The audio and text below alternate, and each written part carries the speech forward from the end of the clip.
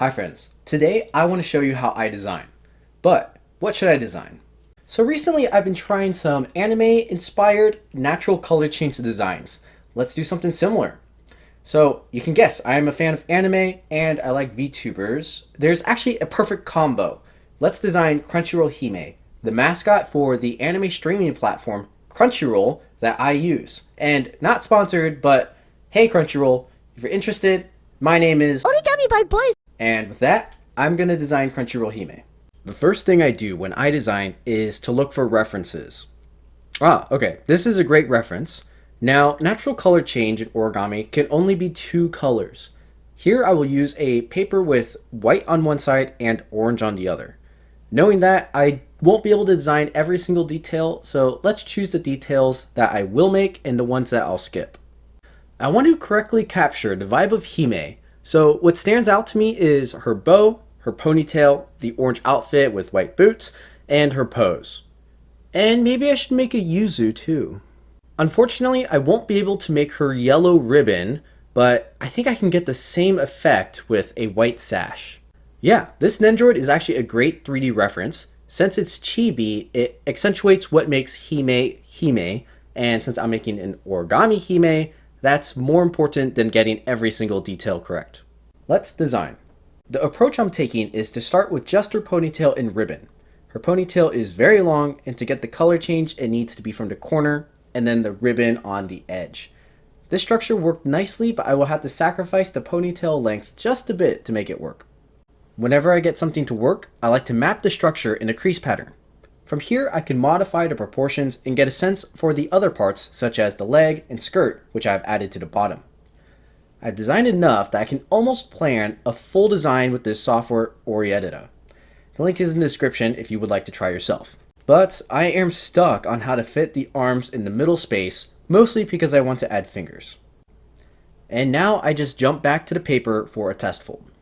Now speaking about paper, we actually have a paper sponsor for this video. Huge shout out to our sponsor Legion Paper. They have this amazing mulberry paper that's made from Kozo, and it's quickly become one of my favorite papers to use.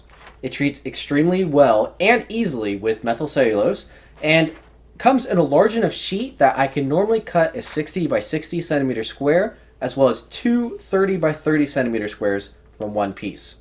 It folds really great. It's 45 GSM, which is perfect for shaping these box split humanoid models. I really love it. Links are in the description. Definitely check it out if you would like to get some for yourself. And back to our test fold. Here we have a paper stick with the head structure and legs folded in. Basically, I now have the stick room to pull arms from. And yes, literally pull the arms from. Watch. And there we have it, arms. What's great is that we also have extra paper left in the corner to use for the top of Hime's dress, since both of the arms will come from the middle of the paper. Now we can finish out the crease pattern in the software. You might be wondering what the pink dots are from the crease pattern. Basically, the software has an algorithm that checks if the creases make legal flat foldable structures. Using these checks is kind of like a spell check, and with my background knowledge, I am able to make a fully flat foldable crease pattern. The software will even fold it for me as another check for the color changes. Now let's do another test fold, this time with properly colored origami paper. It's actually very difficult to achieve thin white plus colored paper, so if it works well on this thicker machined origami paper, I'll be really happy. Boom, here's our second test fold of the base. The color changes are looking awesome, however, I've run into a big problem. The arms are way too thick. There would be no way I can shape the arms properly without exploding the paper. And in origami, tears are a big no-no. Well, we must improvise, adapt, and overcome. There are two solutions. I can use thinner paper, or I can redesign the arms. Let's start with the first option since that's a little easier.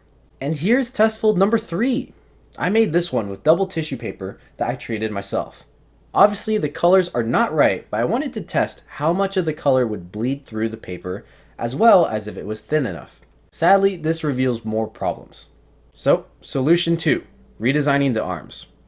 And we're back to the drawing board, or Origami, and in redesigning the arms, I had to sacrifice the fingers. So I could shift the arm close to the edge of the paper, which will make it thinner.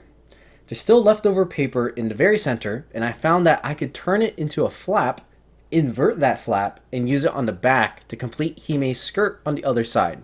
The original version would have had quite an awkward view from the back, which is something I failed to think about at the beginning, but now we fixed that. I still had some hope that the thicker origami paper would work with this change, but the arms are still just a little bit too thick.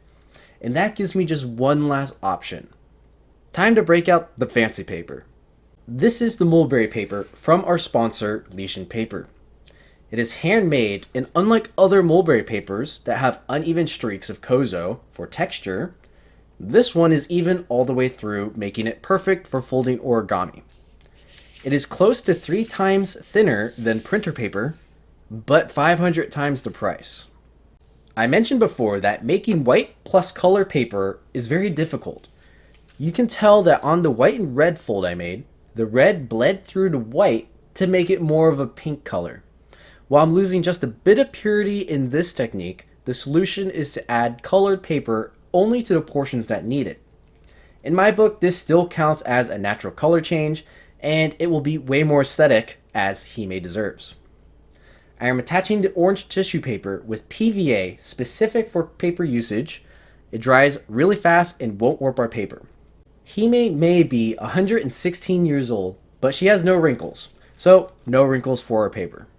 Our paper is now done, and you can see how this modification benefits our color.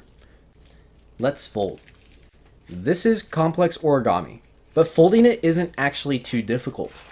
The biggest challenge, but the most fun part, is folding all the color changes. It's really exciting to see the structures form. A lot of time and effort went into designing, folding, and even in choosing the paper. But now, I present Crunchyroll-Hime.